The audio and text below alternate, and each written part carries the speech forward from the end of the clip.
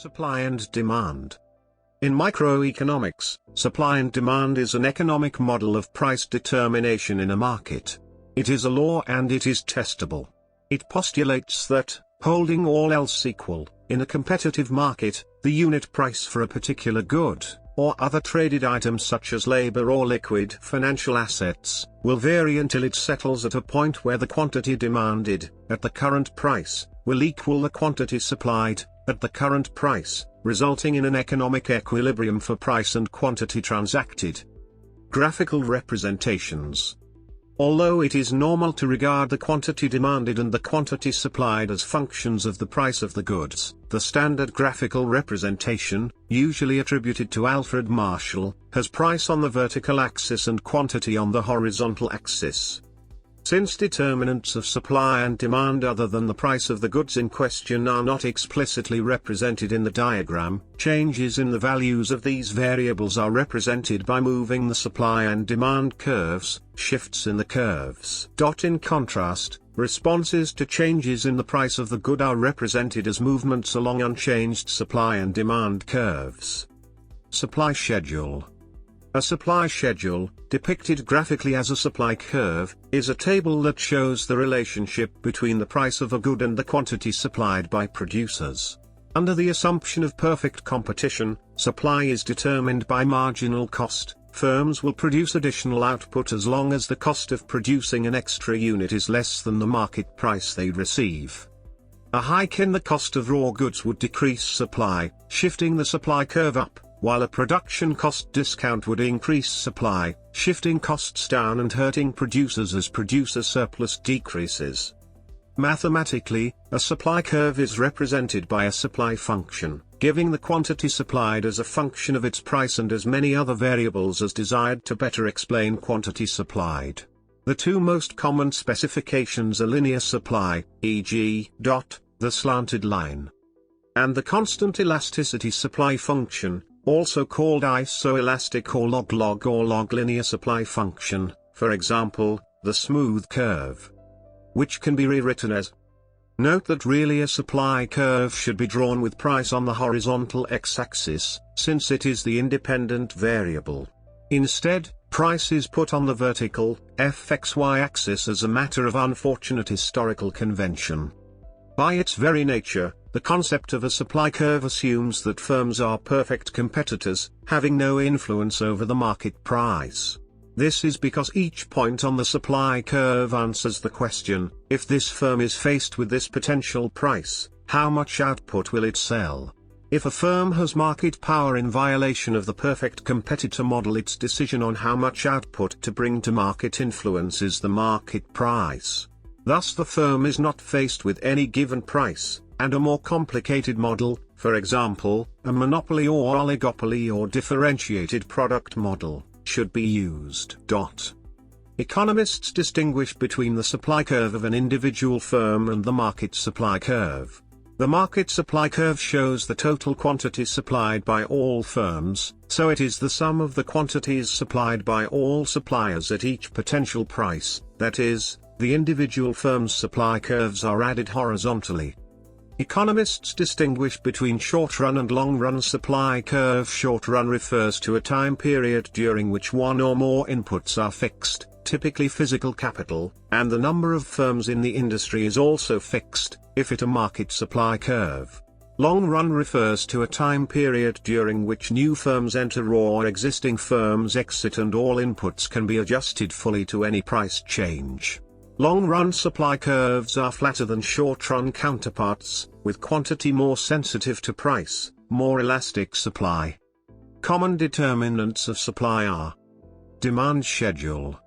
A demand schedule, depicted graphically as a demand curve, represents the amount of a certain good that buyers are willing and able to purchase at various prices, assuming all other determinants of demand are held constant, such as income, tastes and preferences, and the prices of substitute and complementary goods. According to the law of demand, the demand curve is always downward sloping, meaning that as the price decreases, consumers will buy more of the good.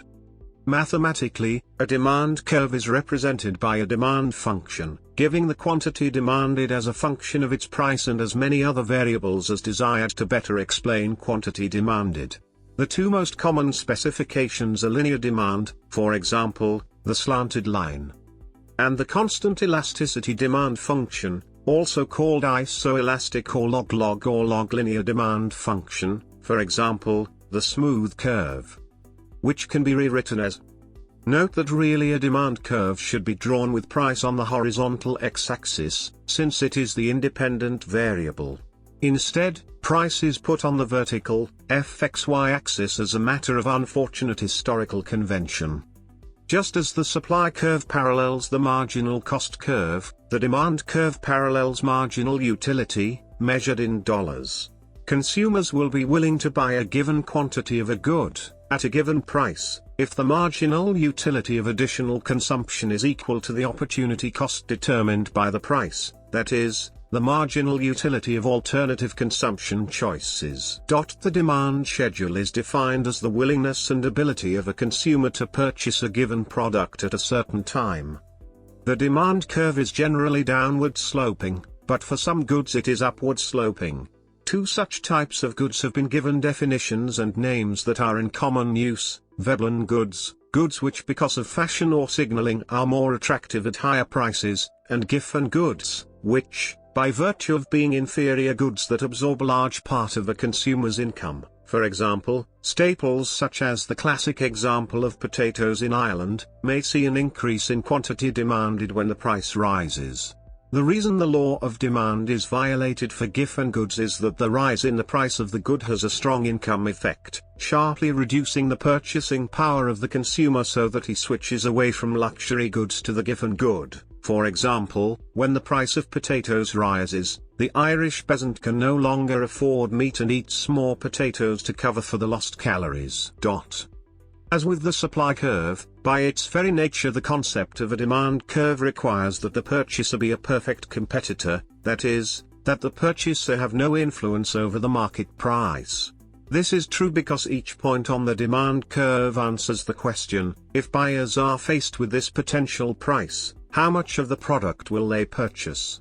But, if a buyer has market power, that is, the amount he buys influences the price, he is not faced with any given price, and we must use a more complicated model of monopsony.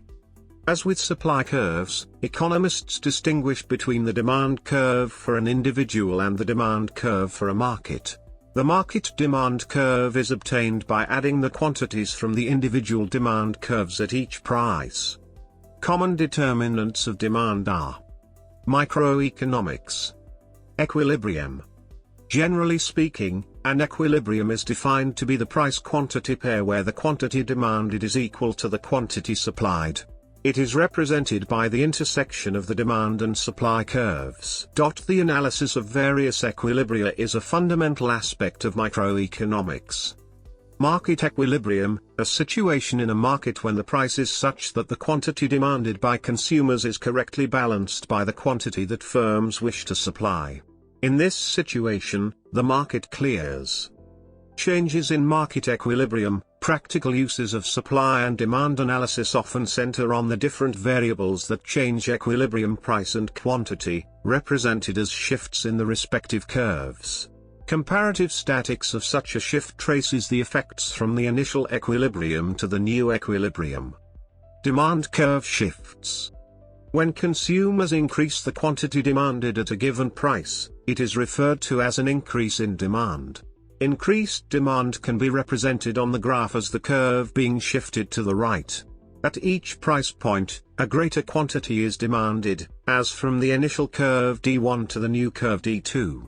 In the diagram, this raises the equilibrium price from P1 to the higher P2. This raises the equilibrium quantity from Q1 to the higher Q2. A movement along the curve is described as a change in the quantity demanded to distinguish it from a change in demand, that is, a shift of the curve. The increase in demand has caused an increase in equilibrium quantity. The increase in demand could come from changing tastes and fashions, incomes, price changes in complementary and substitute goods, market expectations, and number of buyers. This would cause the entire demand curve to shift, changing the equilibrium price and quantity.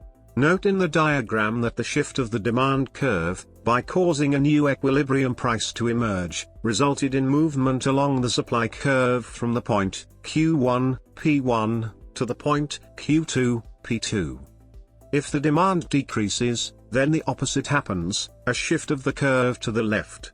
If the demand starts at D2, and decreases to D1, the equilibrium price will decrease, and the equilibrium quantity will also decrease. The quantity supplied at each price is the same as before the demand shift, reflecting the fact that the supply curve has not shifted, but the equilibrium quantity and price are different as a result of the shift, in demand. Supply curve shifts. When technological progress occurs, the supply curve shifts. For example, assume that someone invents a better way of growing wheat so that the cost of growing a given quantity of wheat decreases. Otherwise stated, producers will be willing to supply more wheat at every price, and this shifts the supply curve S1 outward, to S2, an increase in supply. This increase in supply causes the equilibrium price to decrease from P1 to P2. The equilibrium quantity increases from Q1 to Q2 as consumers move along the demand curve to the new lower price. As a result of a supply curve shift, the price and the quantity move in opposite directions. If the quantity supplied decreases, the opposite happens. If the supply curve starts at S2, and shifts leftward to S1, the equilibrium price will increase and the equilibrium quantity will decrease as consumers move along the demand curve to the new higher price and associated lower quantity demanded. The quantity demanded at each price is the same as before the supply shift, reflecting the fact that the demand curve has not shifted. But due to the shift, in supply, the equilibrium quantity and price have changed. The movement of the supply curve in response to a change in a non-price determinant of supply is caused by a change in the y-intercept, the constant term of the supply equation. The supply curve shifts up and down the y-axis as non-price determinants of demand change. Partial equilibrium. Partial equilibrium, as the name suggests, takes into consideration only a part of the market to attain equilibrium. Gine proposes, attributed to George Stigler, a partial equilibrium is one which is based on only a restricted range of data. A standard example is price of a single product, the prices of all other products being held fixed during the analysis. The supply and demand model is a partial equilibrium model of economic equilibrium, where the clearance on the market of some specific goods is obtained independently from prices and quantities in other markets. In other words, the prices of all substitutes and complements, as well as income levels of consumers, are constant. This makes analysis much simpler than in a general equilibrium model which includes an entire economy. Here the dynamic process is that prices adjust until supply equals demand. It is a powerfully simple technique that allows one to study equilibrium, efficiency and comparative statics. The stringency of the simplifying assumptions inherent in this approach makes the model considerably more tractable, but may produce results which, while seemingly precise, do not effectively model real-world economic phenomena. Partial equilibrium analysis examines the effects of policy action in creating equilibrium only in that particular sector or market which is directly affected, ignoring its effect in any other market or industry, assuming that they, being small, will have little impact if any. Hence this analysis is considered to be useful in constricted markets.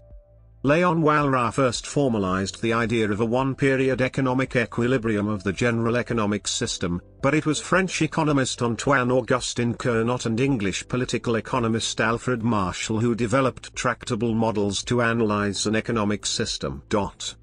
Other markets. The model of supply and demand also applies to various specialty markets. The model is commonly applied to wages, in the market for labor. The typical roles of supplier and demander are reversed. The suppliers are individuals, who try to sell their labor for the highest price. The demanders of labor are businesses, which try to buy the type of labor they need at the lowest price. The equilibrium price for a certain type of labor is the wage rate. However, Economist Steve Fleetwood revisited the empirical reality of supply and demand curves in labor markets and concluded that the evidence is at best inconclusive and at worst casts doubt on their existence. For instance, he cites Kaufman and Hotchkiss, 2006, for adult men. Nearly all studies find the labor supply curve to be negatively sloped or backward bending. In both classical and Keynesian economics, the money market is analyzed as a supply and demand system with interest rates being the price. The money supply may be a vertical supply curve, if the central bank of a country chooses to use monetary policy to fix its value regardless of the interest rate. In this case, the money supply is totally inelastic. On the other hand, the money supply curve is a horizontal line if the central bank is targeting a fixed interest rate and ignoring the value of the money supply. In this case, the money supply curve is perfectly elastic. The demand for money intersects with the money supply to determine the interest rate. Empirical estimation. Demand and supply relations in a market can be statistically estimated from price, quantity, and other data with sufficient information in the model. This can be done with simultaneous equation methods of estimation in econometrics. Such methods allow solving for the model-relevant structural coefficients, the estimated algebraic counterparts of the theory. The parameter identification problem is a common issue in structural estimation.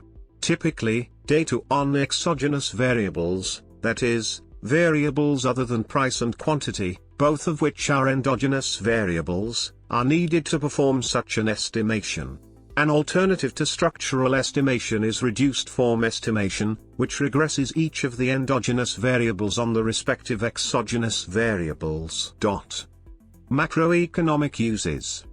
Demand and supply have also been generalized to explain macroeconomic variables in a market economy, including the quantity of total output and the general price level.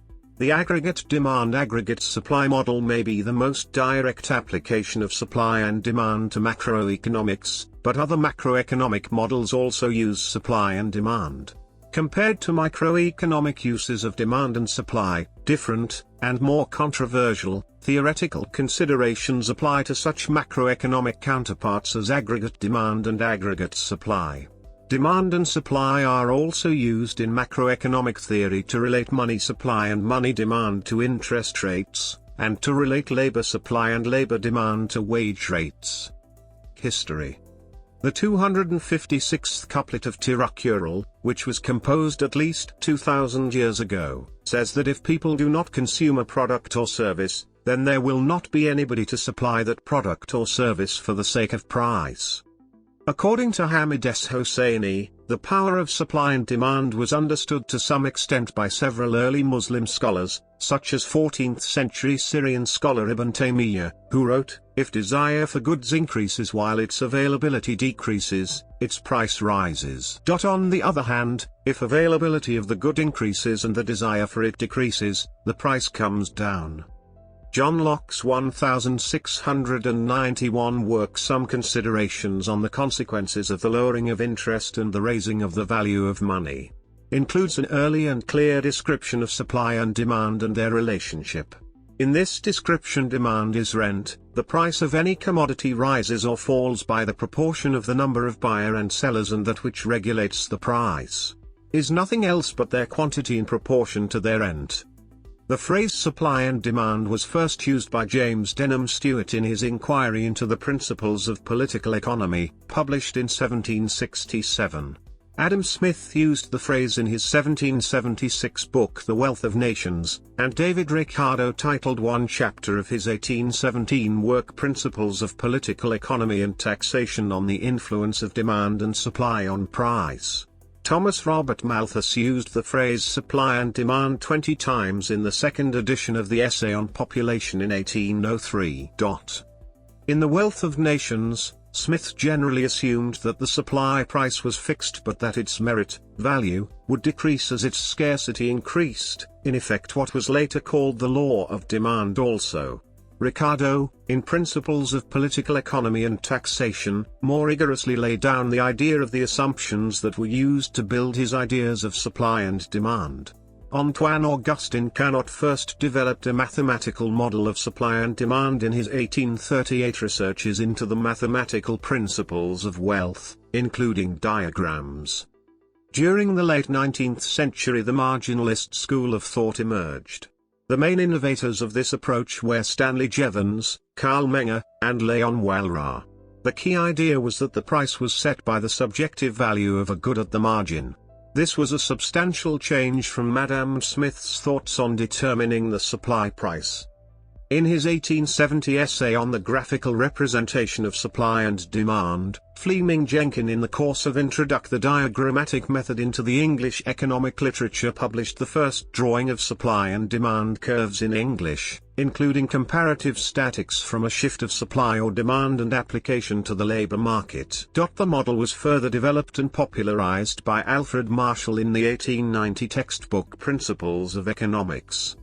Artificial intelligent buying platforms. Much of the buying and selling are now conducted online using platforms such as Amazon and eBay, where the profiles of the customers are captured and analyzed. Chalitsi Marwala and Evan Hurwitz in their book observed that the advent of artificial intelligence and related technologies such as flexible manufacturing offers the opportunity for individualized demand and supply curves to be generated. This has been found to reduce the degree of arbitrage in the market, allow for individualized pricing for the same product, and brings efficiency into the market. Criticism. The philosopher Hans Albert has argued that the cateris paribus conditions of the marginalist theory rendered the theory itself an empty tautology and completely closed to experimental testing. In essence, he argues, the supply and demand curves, theoretical functions which express the quantity of a product which would be offered or requested for a given price, are purely ontological. Cambridge economist Joan Robinson attacked the theory in similar line, arguing that the concept is circular, utility is the quality in commodities that makes individuals want to buy them, and the fact that individuals want to buy commodities shows that they have utility. 48 Robinson also pointed out that if we take changes in people's behavior in relation to a change in prices or a change in the underlying budget constraint, then we can never be sure to what extent the change in behavior was due to the change in price or budget constraint and how much was due to a change in preferences. Pieros Raffa's critique focused on the inconsistency, except in implausible circumstances, of partial equilibrium analysis and the rationale for the upward slope of the supply curve in a market for a produced consumption good. The notability of Sraffa's critique is also demonstrated by Paul Samuelson's comments and engagements with it over many years. For example, some economists criticize the conventional supply and demand theory for failing to explain or anticipate asset bubbles that can arise from a positive feedback loop. Conventional supply and demand theory assumes that expectations of consumers do not change as a consequence of price changes. In scenarios such as the United States housing bubble, an initial price change of an asset can increase the expectations of investors, making the asset more lucrative and contributing to further price increases until market sentiment changes, which creates a positive feedback loop and an asset bubble. Asset bubbles cannot be understood in the conventional supply and demand framework because the conventional system assumes a price change will be self-correcting and the system will snap back to equilibrium.